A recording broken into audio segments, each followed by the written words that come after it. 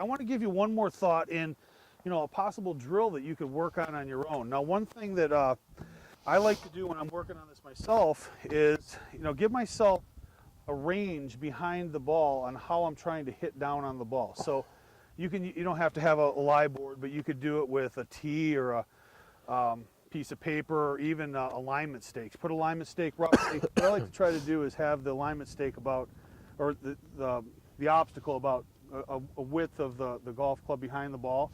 And what this is going to do is it's going to make you drive down and hit through the ball. If you find yourself coming in and the golf club is hitting this behind the ball, then you're definitely coming in flat. Right. Okay. So let's just try a couple this way where you're.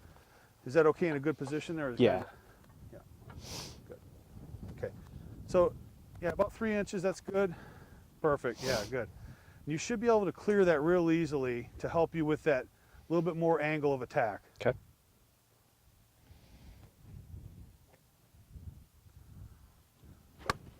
Yeah, so you cleared that all day with good contact. Yeah. That's really good. And then, if you want to, as you want to test yourself, you can actually move it closer to really, with like, say for instance, you're hitting a pitching wedge or a sand wedge. You really want to hit down on that ball, right? So you could use even less room in between it. But, for a 7-8 iron, mid iron, you're going to probably want about 3.5, 4 inches. Okay.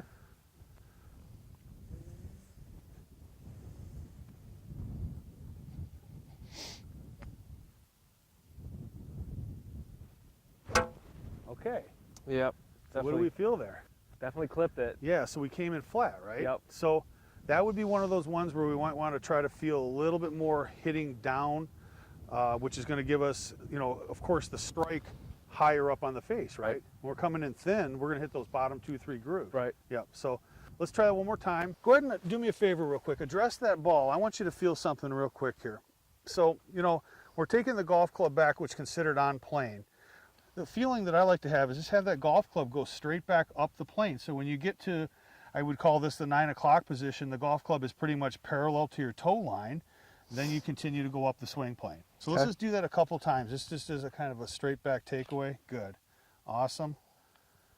And good. So I just want to have you feel one last thing here. This kind of goes back to our first and second lesson when we were talking about the great impact position, keeping the hands forward through impact, transferring our weight, hitting down through the ball. I want you just a couple of times here. When you hit this, Jason, just hit it about 40-50% speed, but I want you to concentrate on keeping the hand forward through impact. And I think over time you're going to be able to develop a nice impact. Good. Yep. Just try to feel like you're hitting right through the bag. Excellent. Good. Good. Let's do one more. Let's do one more, and then I'm going to have you hit a few more balls, just kind of picturing that bag there.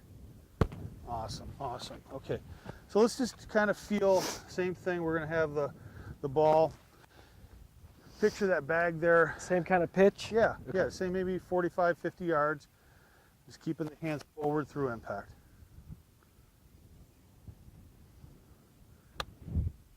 Really good. Before you start hitting your next balls, I want to have you make a couple swings with this. Probably one of the best tools that I've ever seen for feeling release and when the release should happen after the ball is struck is the orange whip. I really like this. So the feeling that I have is I take this back, make a good shoulder turn. As soon as I get to impact, I want to feel like I'm throwing the orange ball out. At the point of impact, the white ball is moving this direction. So I want to make sure that I feel that at the impact position, the orange ball is going out, the white ball is actually going in the opposite position. So let's just try that a few times, see if you can get the feel of that. You can do it, maybe 3/4 speed. You see how the orange ball kind of pulls you to the target? Mm-hmm. It goes out. Good. Really nice. Good. See, I can see you holding your hinge longer in the downswing now. And all of the release is out here.